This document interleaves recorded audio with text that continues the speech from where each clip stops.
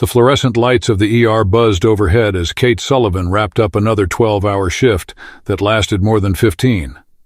She caught her reflection in a darkened window, tired green eyes, messy red hair escaping its bun, and the collection of tattoos peeking out from under her scrubs that her mother still called her permanent mistakes.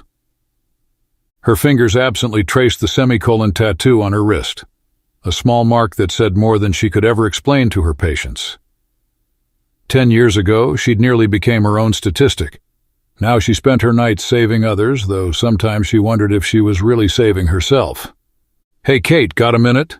Dr. Lee called from the nurse's station. "Mrs. Rodriguez's labs are back."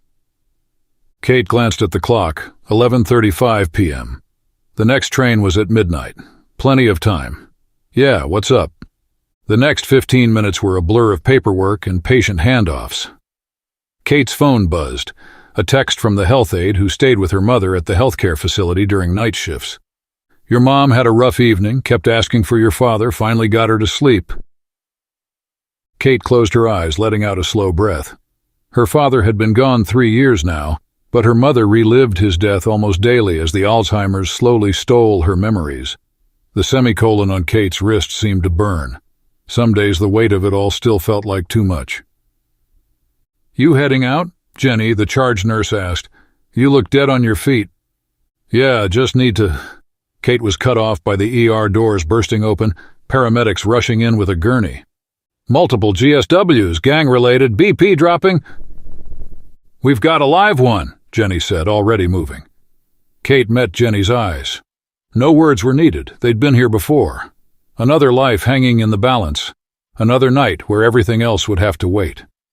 "Trauma Bay 2, Kate called out, falling into the familiar rhythm of organized chaos. The patient was young, maybe 17, wearing colors that marked him as a member of the local gang. But right now, he was just a kid bleeding out on their table. 2 hours and 1 crash cart later, Kate finally pulled off her blood-stained trauma gown. They'd saved him, barely. She glanced at her phone.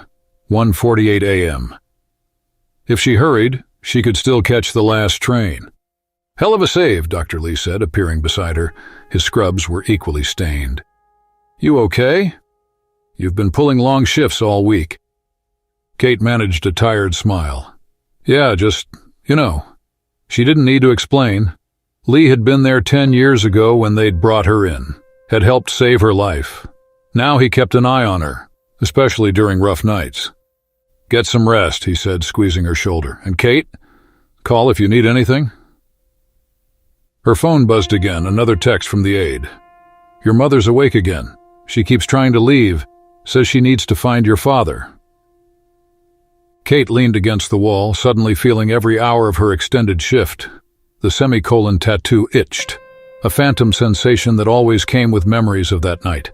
The night she'd nearly joined the statistics, become another healthcare worker who couldn't handle the weight anymore. Her caduceus tattoo behind her ear, her first, gotten right after nursing school, peeked through her messy bun. Each of her tattoos marked a victory, a survival, a moment when she'd chosen to keep going. The "Still I Rise" on her bicep seemed to pulse with her heartbeat, a reminder of all she'd overcome. But tonight, watching another kid nearly die, dealing with her mother's declining mind, missing her regular train home, it all felt like too much again. Kate gathered her things, nodding goodbye to the night shift crew, her second family, though they never talked about it. Outside, the summer night air was heavy with humidity, the streets eerily quiet. The subway station loomed ahead, its entrance dark except for the always flickering fluorescent lights. As she saw the last train pulling into the station, she began to run to catch it. But luck was against her as her bag got caught on the turnstile, slowing her down just long enough. The station was deserted as she descended the stairs, her footsteps echoing off the tile walls. A rat scurried across the platform, disappearing into the shadows. The digital display board was dark, its last message still visible. Final train departed 2 a.m. Kate sank onto a bench, too tired to cry, too wired to sleep. The semicolon on her wrist caught her eye, a permanent reminder that every ending could be a pause instead. But right now, sitting alone in the fluorescent-lit darkness, that pause felt more like a question mark. Then the lights began to flicker. Then again, longer this time, plunging the platform into momentary darkness. When they sputtered back to life, Kate heard something that shouldn't be possible, the distant rumble of an approaching train. She stood, frowning. The electronic display still showed the last train had departed. Maybe they'd added a new late-night run. But the rumble was different, deeper somehow, more like an old diesel engine than the modern electric trains. The sound grew closer, but there were no headlights cutting through the tunnel's darkness. Instead, a soft, golden glow began to illuminate the curved walls, like sunshine through amber glass. The air grew heavy, thick with the scent of oiled leather and brass polish, smells that had no place in a subway station. When the train emerged, Kate had to blink several times to be sure she wasn't hallucinating from exhaustion.